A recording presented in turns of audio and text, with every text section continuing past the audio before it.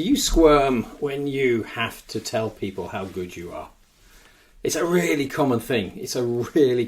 So don't worry if you do, because, well, I need you to worry about it because you're worried about it. You're probably here watching this because you're worried about it. But don't worry about it because it's really common, which means actually it's quite fixable. It's actually very, very easy to fix. But why do we do it? Why do so many people not tell other people? I'm good at that. Because if you think about it, if you're in an interview or you're selling your services and you know you can help them, you know you're a right fit for that role, your product, your service is the right fit for what they need, what you should be able to do is just say, I'm the person. What I do works. And do it with confidence and do it with ease without having to be selly and pushy and all salesy. Just, it's me. I'm good at this. I can prove it. I'll show you. Because if you know you are the right fit, but you have what a lot of people have, which is thinking in the back of your head that that's arrogant, that's big-headed, that you can't say that. Because most people who have this sort of problem have been taught in the past that you shouldn't be like that. You shouldn't be arrogant. Oh, the amount of people who are certainly not arrogant, fear being called arrogant is huge. It's a really big problem. Or being cocky, or being big-headed, or being thought of as a pushy salesperson.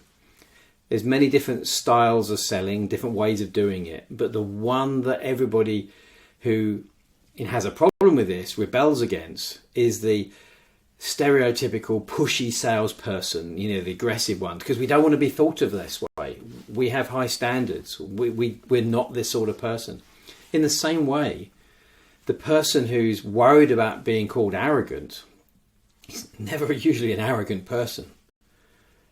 But the trouble is, we so far keep away from this problem of being thought of as arrogant or pushy or big-headed or whatever, that we actually don't turn up as being confident.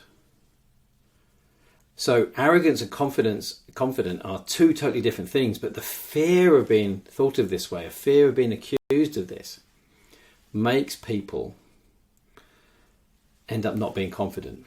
And I was speaking to a client of mine who fed back to me in an interview, after the interview, and we were working together to get an interview. They said, I felt really arrogant and pushy, but they got the job.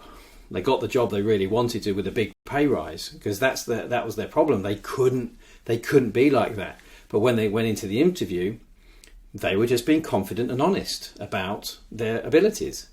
Now, to them, it still felt a bit, that's a bit too much. But obviously not to the people who needed to see that confident person. They went, excellent, and they hired him. So it may feel a bit weird when you're doing it the first time, but actually what you're really doing is just telling the truth about yourself. I'm good at this. I have this skill set. I can prove it. Other people have acknowledged it. I can help you. That's not arrogance. That's not being pushy. That's not being big-headed. That's just telling the truth. But if you've got a part of your brain where you've been told that this is bad, then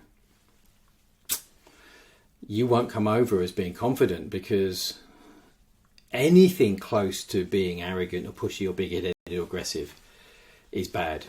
So I work with so many people who under-promote themselves. They don't say how good they are. They hold back, they hide often.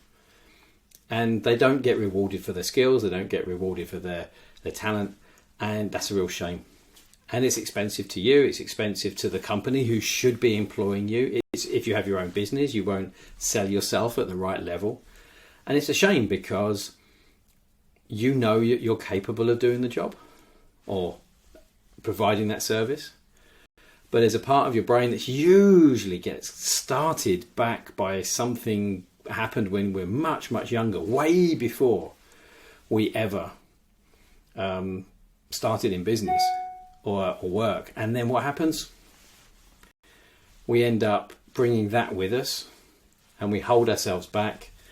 And the most talented and skillful people do this.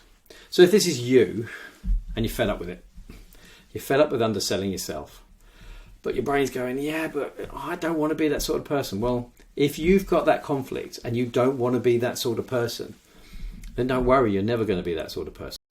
You don't. The switch doesn't flip from being, very shy and nervous and not being able to promote to being uber crazy. It never happens. What you do is you find a nice mid-ground, which feels a bit unusual, but it's not the opposite way. It never happens.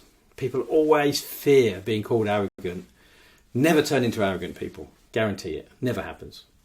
So if you've had enough, click on the link wherever you're watching this and book in, because this is actually fixable. And the client I told you about, who went from wanting this job but knowing that they were holding themselves back, that's why they contacted me. We worked for less than 2 weeks. The process is 4 weeks, but we did it in 2, and they got the job and they got a big pay rise, because they should always have been working at this level. Now we're working on the next level stuff, but they should have always been there. They just held themselves back. They were already capable. So if you know that you're working below your level because you just won't let yourself be confident about what you can do, please get in touch. I'd love to help you. It's actually a very simple fix. Take care, and I hope to speak to you soon. Please book in for a call and ask how, because it can be done.